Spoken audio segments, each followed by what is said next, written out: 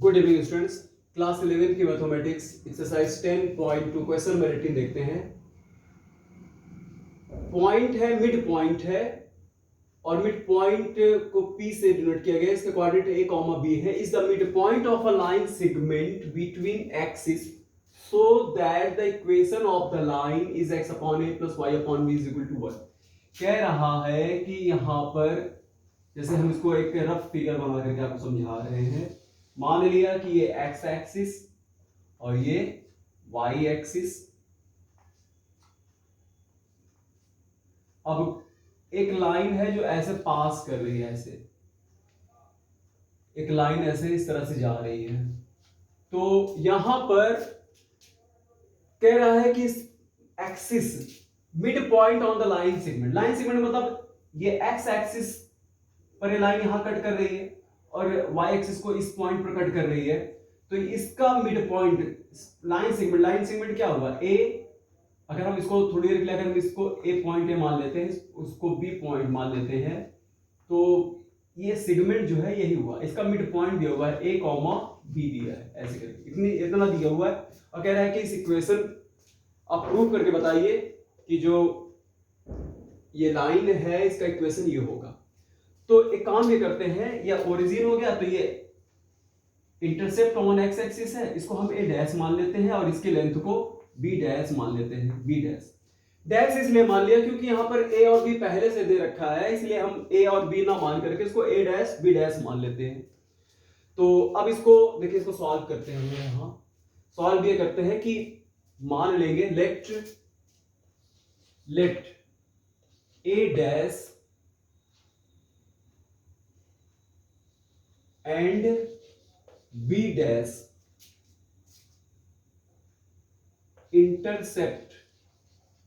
intercepts on x axis and y axis respectively।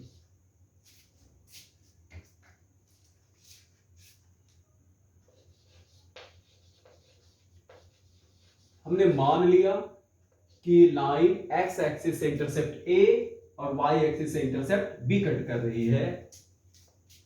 Then equation of the line, तब इसके line का equation हमने मान लिया क्या होगा, x upon a dash plus y upon b dash is equal to 1। मान लिया भाई इंटरसेप्ट कट कर रही है a डैश, तो a और यहां से b कट कर रही है तो b डैश, ये इंटरसेप्ट हमने मान लिया। ठीक है, इसको देते हैं फर्स्ट। अच्छा अब ये बताइए, अब देखने से लग रहा है ना कि अगर आप देखो तो ये पॉइंट b कहां पर है, ये जो पॉइंट b है वो x एक्सिस पर है और यहां से यहां तक डिस्टेंस a डैश है। तो ये इसका तो हम कोऑर्डिनेट निकाल सकते हैं ना। इसका कोऑर्डिनेट क्या होगा, इस a डैश कॉमा 0 पर कट करेगी।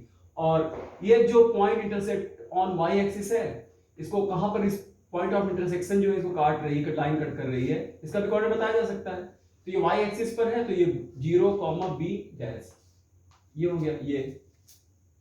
तो हम कह सकते हैं कि ये लाइन x एक्सिस को और y एक्सिस को इस पॉइंट पर कट कर रही है। तो यहां हम लिख सकते हैं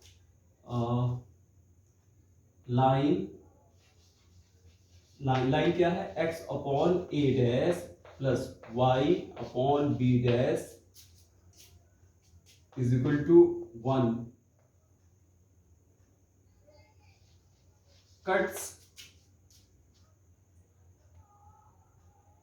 x axis and y axis on points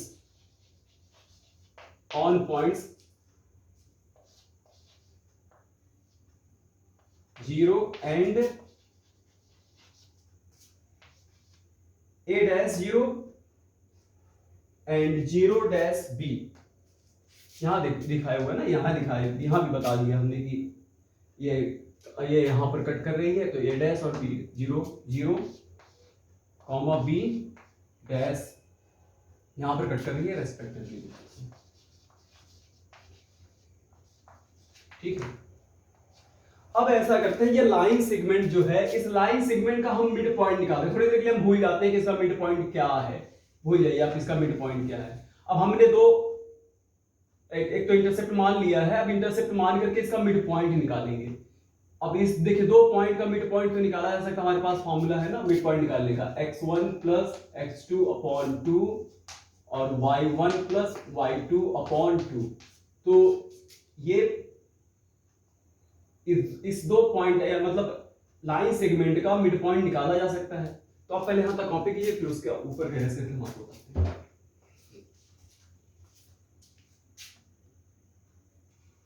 student साहब, हम यहां पर निकाल लेते हैं mid point. Mid point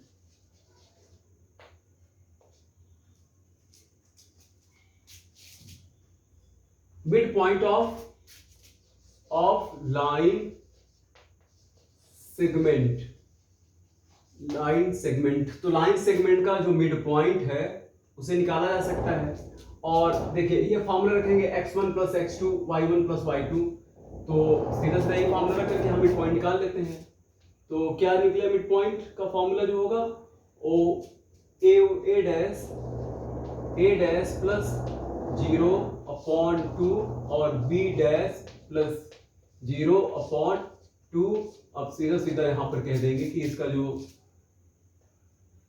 point आएगा वो आएगा a डैश अपॉन 2 और b डैश अपॉन 2। ये आ गया। ये तो लेकिन दे रखा है, हमने जब निकाला तो हमारा पॉइंट ये आया क्योंकि हमने इसको माना हुआ इंटरसेप्ट को, लेकिन यहां पर तो दे रखा है, कहा कि a और b है। तो इस तरीके से ये हमारा जो मिड पॉइंट आया है, ये इसके क्वाड्रेंट्स के इक्वल होंगे। तो अब सीधा सीधा हम लिख सकते हैं अकॉर्डिंग टू गिवन कंडीशन,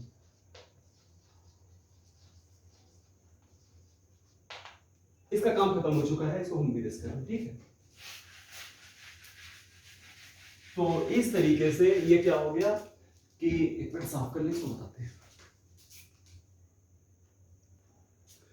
क्योंकि मिड पॉइंट जो दे रखा है ना, तो ये इसके इक्वल होगा जो दिया गया मिड पॉइंट है, जो हमने निकाला हुआ है, यानी a dash upon 2 is equal to a के। तो यहां से हमारा a डैश की वैल्यू निकल जाएगी, a डैश की वैल्यू निकल गई 2a। और इसी तरीके से एंड दूसरा हम निकाल लेंगे यहां पर, b dash 2 is equal to, ये तो इसके इक्वल होगा b के, तो यहां रख देंगे b। इस तरीके से b डैश जो आया वो आ गया 2b। अब हम अपनी वैल्यू रख देंगे यहां पर, पुटिंग दी वैल्यू